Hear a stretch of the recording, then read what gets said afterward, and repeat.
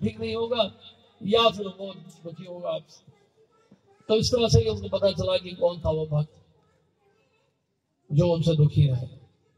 तो इस प्रकार हम देखते हैं कि हमारे जो महान आचार्य वर्षणाचार्य हैं वो बहुत सतर्क होते थे अपराध ना करेंगे, अपराधों से बचने के लिए और मर्यादा का पालन करने के लिए कितने गंभीर थे। और इन्हीं के जीवन में हम देखते हैं घटना। और श्री रूप गोस्वामी भक्ति साम सुंदर ग्रंथ की रचना कर रहे थे। श्री जी गोस्वामी पंखा कर रहे थे पीछे खड़े होकर, और उस समय श्रीपाद वल्लभाचार्य वहां पर आए। श्रीपाद वल्लभाचार्य ने कहा, आपने तो ग्रंथ बड़ा अच्छा लिखा है, क्या नाम दिया है आपने इस ग्रंथ? अगले का ग्रंथ का नाम दे रहा हूं भक्ति रसामृत सिंधु। तो वो एक दूसरा है, यानी कि जो पत्ते थे ताल के पत्तों में लिखा जाता था, तो उनको पत्तों को पलट रहे थे और देख रहे थे। बहुत अच्छा लिखा आपने, बहुत सुंदर वर्णन किया आपने भक्ति रस का। फिर उन्होंने एक श्लोक देखा, उस श्लोक को पढ़ा। जब उस श्लोक को पढ़कर थोड़े से वो असंतुष्ट हुए। उस श्लोक में लिखा था, भुक्ति मुक्ति स्पृहा यावत् पिशाची हृदि वर्तते तावत् भक्ति सुखस्यात्र कथम अभ्युदयो भवे। तो क्या बोला हमने, वो क्या लिखा था श्लोक में? भुक्ति मुक्ति स्पृहा यावत् पिशाची हृदि वर्तते। ये जो भुक्ति और मुक्ति है, इसकी इच्छा पिशाची के समान। और जब तक ये मुक्ति की इच्छा बनी रहेगी, तब तक हमें भक्ति का सुख कहां मिलेगा? भक्ति में आनंद नहीं आ रहा है, कई बार हम बोलते हैं ना, तो उसका कारण क्या है? भक्ति और मुक्ति की इच्छा प्रबल है, तो भक्ति में आनंद नहीं मिलेगा। तो ये उन्होंने लिखा है। और श्रीपाद वल्लभाचार्य ने कहा कि हमने लिखा तो अच्छा, लेकिन एक बात मुझे समझ नहीं आई, आपने मुक्ति को पिशाची क्यों कह दिया है? आपने मुक्ति को पिशाची क्यों बोल दिया यहां पर? ये बात मुझे समझ नहीं आई। तो फिर श्रीपाद वल्लभाचार्य ने कहा कि आप इसको व्याप्नोति हृदयम स्पृहा, इसी तरह से कुछ श्लोक लिखा हुआ है। श्रीपाद वल्लभाचार्य ने उसको दूसरे तरीके से लिख के बताया, और उसका अर्थ लगभग वही था जो श्री रूप गोस्वामी। वास्तव श्रीपाद वल्लभाचार्य ने स्पृहा शब्द पर ध्यान नहीं दिया, उन्होंने केवल ये देख लिया मुक्ति को पिशाची कहा है।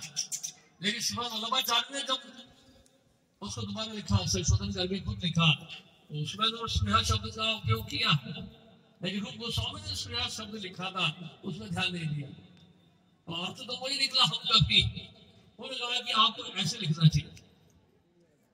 उन्होंने कहा ठीक बोल रहे हैं आप देखिए श्री रूप गोस्वामी कितने बड़े विद्वान हैं, और वो चाहे तो इसका विरोध कर सकते थे, बोलते वही तो लिखा है मैंने। और ये भी नहीं बोला कि मैंने वही तो लिखा है, और चुप रहे बिल्कुल। क्योंकि कारण क्या था? श्रीपाद वल्लभाचार्य जो है बहुत बड़े वैष्णव, वरिष्ठ वैष्णव ब्राह्मण थे। वल्लभ संप्रदाय के नाम से जाना जाता है। उम्र में ही बड़े थे, और चैतन्य महाप्रभु से भी उम्र में बड़े थे। और जगन्नाथपुरी में भी श्रीपाद वल्लभाचार्य का संवाद रहा है चैतन्य महाप्रभु से, चैतन्य चरितामृत में है। उम्र में भी बहुत बड़े थे, तो इसलिए मर्यादा का पालन करते हुए एक वरिष्ठ वैष्णव के सामने वो तर्क वितर्क नहीं करना चाहते थे श्री रूप गोस्वामी। लेकिन साथ में जी गोस्वामी पंखा कर रहे थे। जी गोस्वामी का देखा, ये तो गुरुदेव का अपमान हुआ है, गुरुदेव ने तो बिल्कुल सही लिखा है। और इन्होंने कहा कि इन्होंने गलत लिखा है मेरे गुरुदेव ने, और मैं चुपचाप खड़ा रहा। शिष्य का कर्तव्य बनता है इसका विरोध करना। तो श्री जी गोस्वामी वहां से निकल पड़े। श्रीपाद वल्लभाचार्य का ठीक है मैं चलता हूँ, मैं यमुना जी में जा रहा हूँ स्नान करने के लिए। पीछे पीछे उनके चलते पे, और यमुना जी में स्नान कर लिया। श्रीपाद वल्लभाचार्य ने स्नान करने के उपरांत वो जब बाहर निकले, उन्होंने कहा अरे बालक, तो वही होना जब पंखा कर रहे थे श्री रूप गोस्वामी के साथ। श्री जी गोस्वामी को उस समय उम्र केवल 19 वर्ष की थी, बहुत छोटे थे उस उम्र में, बहुत। उनको नहीं पता था कि इतने बड़े विद्वान भी हैं श्री जी गोस्वामी। तो उन्होंने कहा कि आपने गुरुदेव के लेखन में संशोधन किया है, मैं कुछ कहना चाहता हूँ, क्या कह सकता हूँ? हाँ हाँ कहो बालक। उन्होंने कहा कि श्रीपाद क्षमा करें, मेरे गुरुदेव ने जो लिखा है बिल्कुल सही लिखा है। उन्होंने भुक्ति मुक्ति को पिशाची नहीं कहा, ध्यान दें, उन्होंने तो भुक्ति मुक्ति की प्रिया को, इच्छा को पिशाची बोला है। क्योंकि श्रीपाद वल्लभाचार्य का मुक्ति तो चिरसंगनी है साधुकों की, ये पिशाची कैसे हो सकती है? तो तब उन्होंने स्पष्ट किया कि मेरे गुरुदेव ने तो मुक्ति की जो इच्छा है उसको पिशाची बोला है, मुक्ति को पिशाची नहीं बोला। श्रीपाद वल्लभाचार्य सोच पड़ गया, अरे बाप रे, यही बात तो मैंने भी लिखी है और ये बात उन्होंने लिखी, बस प्रयास शब्द तो ध्यान ही नहीं दिया। चलो मैं चलता हूं आपके साथ, आपके गुरुदेव से जाकर मैं समय अर्चना करूं। अब देखिए उनकी भी नम्रता देखिए। अब इसमें देखिए प्रसंग में हर कदम में मर्यादा का पालन हो रहा है।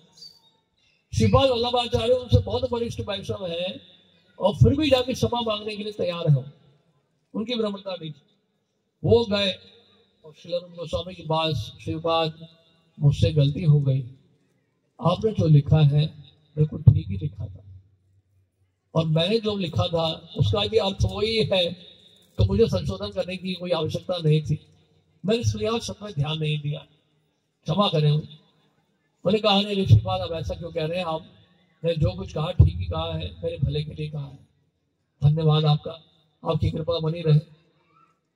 श्री रूप गोस्वामी से मिलने के बाद श्रीपाद वल्लभाचार्य निकल पड़े और उसी समय फिर उन्होंने श्री जी गोस्वामी को बोला, जीव जीव कहाँ हो तुम, इधर आओ। तो कहाँ गए थे? उन्होंने कहा कि श्रीपाद गुरुदेव मैं यमुना जी के निकट गया था, यमुना जी में स्नान करने गए थे। श्रीपाद वल्लभाचार्य उनसे विचार विमर्श करने गया था, उनसे कुछ चर्चा करने गया था। मैं क्या चर्चा करने गए थे आप? उन्होंने कहा कि गुरुदेव मैं ये बताने गया था कि जो आपने लिखा है बिल्कुल सही लिखा है, आपने मुक्ति को पिशाची नहीं कहा है, मुक्ति की इच्छा को पिशाची कहा। अब क्या हुआ, जब ये कहा उन्होंने, श्री रूप गोस्वामी इतने क्रोधित हुए। आजकल तो गुरुजन बहुत कम डांटते हैं, डांटते ही नहीं। हमारे गुरु महाराज तो वो कभी किसी को डांटते ही नहीं। लेकिन उन दिनों जो है जो गुरुजन होते थे बहुत भारी होते थे, बहुत भारी का मतलब गुरु का मतलब भी भारी होता है, और बहुत गंभीर होते थे और बहुत कड़क होते थे, बहुत सावधान रहना पड़ता था। तो श्री रूप गोस्वामी को बहुत गुस्सा आया। उन्होंने कहा कि तुमने तो अपरिपक्व अवस्था में वैराग्य धारण कर लिया, तुम्हें क्रोध आया लेकिन क्रोध पे क्रोध नहीं आया, तुम्हें वृंदावन में रहने का कोई अधिकार नहीं है। तुम्हें वृंदावन में रहने का कोई अधिकार नहीं है, मैं तुम्हारा मुंह भी नहीं देखना चाहता हूं, जाओ तुम यहां से। श्रीपाद वल्लभाचार्य कृपा करके आए थे और उन्होंने अपनी व्याख्या दी थी, लेकिन तुमने मर्यादा का उल्लंघन किया है, जीव तुम्हें वृंदावन में रहने का कोई अधिकार नहीं है, निकल जाओ यहां से। वृंदावन से जाने के लिए बोल दिया श्री जी गोस्वामी को। तो देखिए उन दिनों कैसे आचार्य लोग जो है वैष्णव कितने सतर्क होते थे कि मर्यादा का भंगना, कितने सावधान रहते थे, क्योंकि पता है भक्तों के साथ, वैष्णव के साथ हम नहीं, उनके साथ हमारा संबंध है, उनके साथ अगर हमारा रिश्ता है, उनके प्रति हमारी सेवा की भावना है, तो उसमें बहुत सावधान रहना पड़ेगा कहीं अपराध ना हो जाए। ये अपराध ही है जिसके कारण हम लोग भक्ति में आगे नहीं बढ़ पाते, जिसके कारण हमारा नाम में रुचि नहीं रहता है।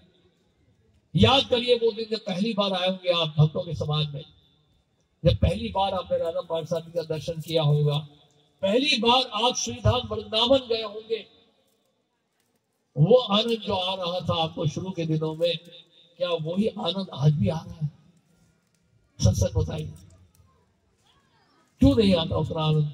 पहली बार जब गए थे तो कितना नाचे गाए होंगे, उछले कूदे होंगे, वृंदावन धाम में जाते ही या फिर भक्तों के समाज में आते ही कीर्तन में कितना नृत्य किया होगा, कितना आनंद आ रहा होगा। ऐसा नहीं लगता कई बार कि वो सब सूख गया है या सूख रहा है? वो इसलिए तो फिर श्री जी गोस्वामी छोड़ के चले गए और नंद घाट में जाकर रहने लगे वृंदावन से दूर। उस नंद घाट के पास एक गुफा थी जिसमें मगरमच्छ भी आता था। वहां जाकर श्री जी गोस्वामी रहने लगे और अयाचक वृत्ति के हो गए। अयाचक का मतलब होता है खुद मांगकर कुछ नहीं खाते, कुछ मिल गया थोड़ा बहुत जो दे गया कोई तो ठीक है, नहीं तो नहीं। कई दिनों तक तो कुछ खाते भी नहीं थे, पूरे दिन भजन में लगे रहते थे और रोते रहते थे। क्या रोते रोते क्या बोलते थे? बोलते हैं कि मैंने बहुत बड़ा अपराध किया अपने गुरुदेव के चरणों। विरोध नहीं कर रहे थे, मेरी क्या गलती है इसमें? मैं तो गुरु की मर्यादा की रक्षा कर रहा था, तो मेरी क्या गलती है? मैंने जो कहा सही तो कहा। लेकिन ऐसा नहीं, श्री जी गोस्वामी उल्टा क्या कर रहे थे? खुद अपने आप को दोष दे रहे थे, पश्चाताप कर रहे थे अपनी गलती का। ये देखिए कितने उच्चकोटि के वैष्णव है सब। और उसके बाद फिर श्री सनातन गोस्वामी कई बार कई वनों में जाते और गिरिराज की परिक्रमा तो रोज ही करते सनातन गोस्वामी, और कई बार एक वन से दूसरे वन में भी जाते। तो नंद घाट के पास गए, वहां पे उस इलाके में एक ब्रजवासी के घर पे गए थे। घरों में भी जाते थे सनातन गोस्वामी, ब्रजवासियों से भी मिलते रहते थे और ब्रजवासियों के बीच में बहुत ही ज्यादा उनका सम्मान था। तो सनातन गोस्वामी एक घर पे गए, घर का दरवाजा खटखटाया और कहने लगे राधे श्याम। अंदर से एक माता आई, उन्होंने कहा हाँ बताइए बाबा, रुक जाओ। और अंदर से मधुकरी, यह मधुकरी जब करते हैं तो दूसरा वृक्ष की रोटी होती है, छाछ होता है, ये सब लेकर आते हैं। उन्होंने कहा बाबा एक बात बताओ, मैं क्या? आप तो मधुकरी कर लेते हो, लेकिन एक बाबा और भी है जाते हैं नंद घाट के पास रहते हैं और वो अयाचक वृत्ति के हैं। वो तो कभी किसी से कुछ मांगते ही नहीं, कभी आप उनसे मिले? कौन है वो? सनातन गोस्वामी को लगा कि ये जीव तो नहीं है, कई दिनों से दिख नहीं रहा है।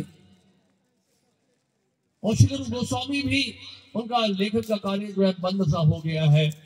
जब से जीव गया है भक्ति शाम सुंदर ग्रंथ की रचना नहीं कर पा रहे हैं, कुछ लिख ही नहीं पा रहे आगे। बहुत दुखी है, ये जीव पता नहीं कहां चला गया। और फिर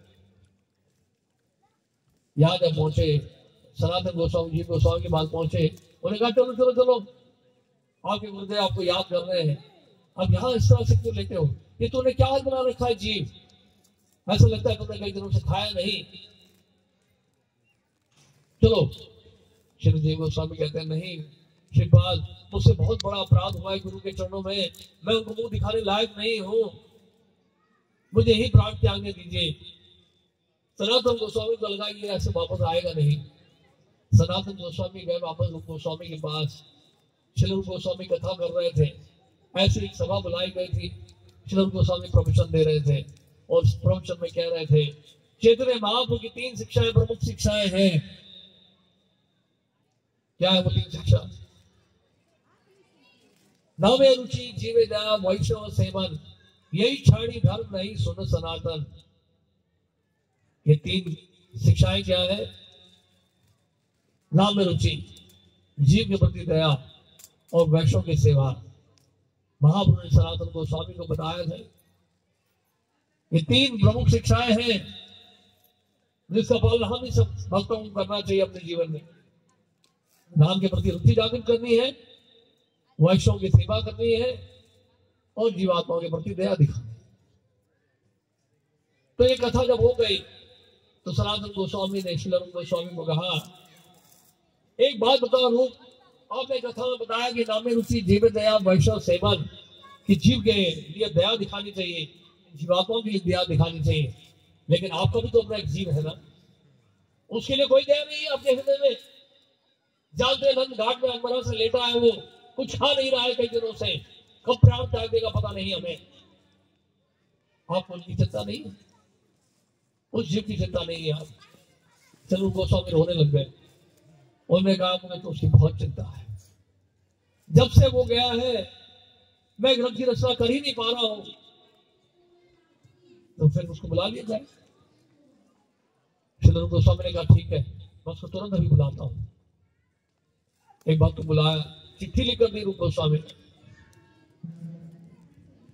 चिट्ठी लेकर गया वो भक्त और श्री जी गोस्वामी को दिखाया, देखिए आपके गुरुदेव की आज्ञा है, आपको तुरंत वापस आना है।